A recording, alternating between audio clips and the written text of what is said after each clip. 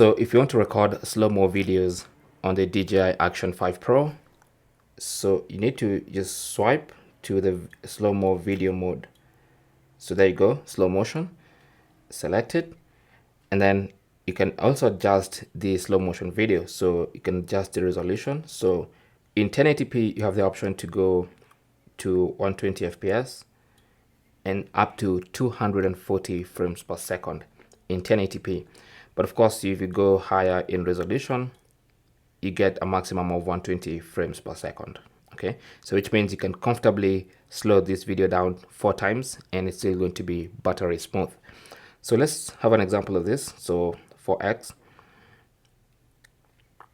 and you can just, for instance, let's try and record something here.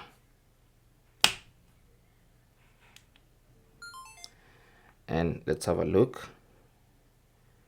There you go.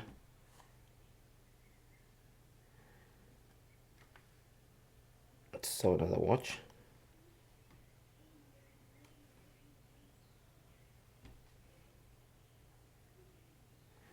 So that's basically how to record slow-mo videos on the Action 5 Pro. Thanks for watching. Don't forget to like and subscribe, and good luck.